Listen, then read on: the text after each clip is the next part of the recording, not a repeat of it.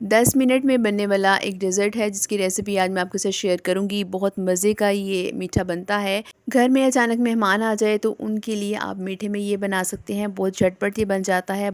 खाने में जितना मज़े का है बनाने में ये उतना ही आसान है। बिस्मिल्लाहिर्रहमानिर्रहीम। अस्सलाम वालेकुम नाज़रीन सामीन, welcome back to my channel. मैं हूं मिसेस अली और आप देख रहे हैं फूड आर्ट। तो ये रेसिपी किस तरह से बनती है और कौन कौन सी चीज़ें इसमें जाती हैं और किस तरह से इसको बनाना है और क्या क्या टिप्स एंड ट्रिक्स हैं जिसको फॉलो करना है, इन सब को जानने के लिए मेरी रेसिपी एंड तक ज़रूर देखें ताकि हर चीज़ आपको सही समझ में आ जाए और कुछ भी मिसिंग ना हो। तो चलें फिर इस रेसिपी को स्टार्ट करते हैं। इसके लिए ब्रेड लेने हैं। तो ब्रेड यहाँ पे मेरे पास 4 हैं। आप अपनी फैमिली के हिसाब से कम या ज़्यादा भी कर सकते हैं। इन 4 ब्रेड के साथ ही आज का मैं डेज़र्ट तैयार करूँगी। तो इस रेसिपी के लिए इसके किनारे मैंने नहीं उतारने, किनारों के साथ इसको बनाऊँगी। बिल्कुल भी हम ब्रेड को वेस्ट नहीं करेंगे। अब इसकी कटिंग कर लेनी है। तो कटिंग आप अपनी मर्ज़ी से कर सकते हैं, चाहे आप इसके ट्रायंगल शेप में इसकी कटिंग कर लें, चाहे आप इसका इस तरह से स्क्वायर शेप में काट लें। मैं इस तरह एक ब्रेड के 4 पीसेस बनाऊँगी तो ये अच्छे खासे पीसेस तैयार हो जाते हैं। जो बच्चियाँ कुकिंग सीख रही हैं, खाना बनाना सीख रही हैं, अगर वो मीठे में कुछ बनाना चाहते हैं तो इससे आसान रेसिपी उनको नहीं मिलेगी। बहुत मज़े की ये रेसिपी है और बड़ी झटपट ये तैयार हो जाती है। इस तरह से हमने ये सारे स्लाइसेस को काट लिया है और ये अच्छे हाथ से स्लाइसेस बन जाते हैं।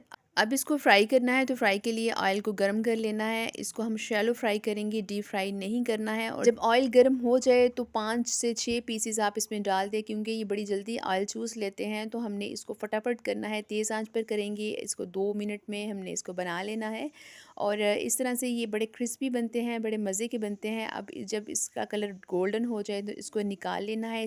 अब इस तरह दूसरे पैन में हमने दूध शामिल करना है। तो दूध यहाँ पर मैंने तकरीबन आधा किलो के करीब लिया है। इसके लिए आपको टेट्रा पैक का मिल्क पैक लेने की ज़रूरत नहीं है, बल्कि इस जो घर में आपके आम दूध आता है, चाहे वो गाय का है चाहे भैंस का है, उसी से हम इसको बनाएंगे। अब इसको बॉईल करना है। तो बॉइलिंग के लिए इसका जो फ्लेम है वो मीडियम टू लो ही हम इस रखेंगे और इसी पर इसको पकाएंगे तकरीबन 5 से 10 मिनट। इसको हमने इसी तरह से बॉईल करते रहना है और इस तरह से आप चम्मच इसमें हिलाते रहें और साइड साइड से जितनी भी इसकी बलाई है उसको उतार कर आप इसमें डालते जाएं। अब यहाँ पर इसको एक अच्छा सा कलर देने के लिए मैं इसमें थोड़ा सा फूड कलर ऐड करूँगी। ज़रदा रंग अगर आपके पास है वो शामिल कर दें, येलो कलर है वो शामिल कर दें। तो मैं इसमें एक चुटकी ज़रदा रंग शामिल करूँगी। इससे इसका जो कलर है वो बड़ा अच्छा आता है। ये ऑप्शनल है, अगर आप स्किप करना चाहते हैं तो आप कर दें। अब इसको बॉईल होने रख देना है। अब हमने जो इसके अंदर चीज़ डालनी है वो है कस्टर्ड। तो कस्टर्ड के लिए यहाँ पर मैंने आधी प्याली दूध लिया है और उसमें मैं 2 चम्मच कस्टर्ड के शामिल करूँगी। आप कोई भी फ्लेवर इसमें ऐड कर सकते हैं, चाहे आपके पास स्ट्रॉबेरी है, मैंगो है। मैंने इसमें वनीला कस्टर्ड शामिल किया है और इसको अच्छे से मिक्स कर लेना है। इसको भी तैयार करके आपने पहले ही रख लेना है।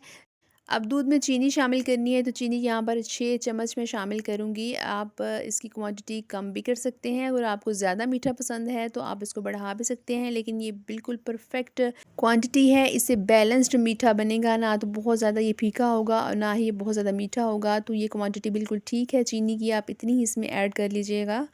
अब इसको अच्छे से बॉईल करना है। जब चीनी डालनी है तो उसके बाद भी इसको 2 से 3 मिनट आपने अच्छे से बॉईल कर लेना है और इसके बाद अब इसमें हमने कस्टर्ड शामिल करना है। फ्लेम को आप लो पे कर दें और इस तरह से कस्टर्ड को डालते जाएं और 7 चम्मच हिलाते जाएं ताकि इसमें गुठलियाँ ना बने और ये अच्छे से मिक्स हो जाए। जो आप इसमें कस्टर्ड डालते जाएंगे आपको फ़ील होगा कि जो दूध है वो गाढ़ा होता चला जा रहा है और यही चीज़ हमें चाहिए। आपके पास अगर कस्टर्ड नहीं है तो आप कॉर्नफ्लावर इसके लिए यूज़ कर सकते हैं और फिर आपको उसमें वनीला एसेंस डालना पड़ेगा, लेकिन बेहतर ऑप्शन यही है कि आप कस्टर्ड ही इसमें शामिल करें। अब इसको लो फ्लेम पर ही आप 2 से 3 मिनट तक इसको पकाएंगे। जब ये गाढ़ा हो जाए तो इसके फ्लेम को ऑफ़ कर देना है और इसको अब हम ठंडा होने के लिए रख देंगे। इसकी कंसिस्टेंसी हमने बहुत ज़्यादा गाढ़ी नहीं करनी है, बहुत थिक हमने ये कस्टर्ड तैयार नहीं करना है। तो इसको थोड़ा सा पकाने के बाद इसका फ्लेम ऑफ़ कर देंगे और फिर इसको ठंडा होने के लिए 5 मिनट के लिए रख देंगे।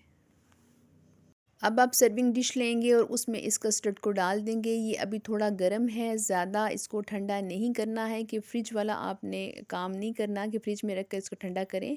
बस जो रूम टेम्परेचर पर ही आप इसको 5 मिनट के लिए छोड़ेंगे और उसके बाद इसको आपने बाउल में डाल देना है। अब इसमें जो मैंने ब्रेड के पीसीज ब्राउन किए थे, जो हमने उसको फ्राई किया था, वो इसमें शामिल कर देंगे। एक एक पीस करके आप इसमें शामिल करेंगे। पूरे का पूरा पीस आप इसमें डिप नहीं करेंगे, थोड़ा सा पीस आप इसको बाहर ही रहने देंगे। ये थोड़ा सा क्रंची रहेगा तो बड़ा मज़ा आएगा। इसको आप गार्निश करें ड्राई फ्रूट्स के साथ, और इसको अब आप ठंडा होने के लिए फ़्रिज में रख दें। आधे पौने घंटे में ये बड़ा बेहतरीन ठंडा हो जाएगा। बड़ा मज़े का ये डिज़र्ट तैयार होगा।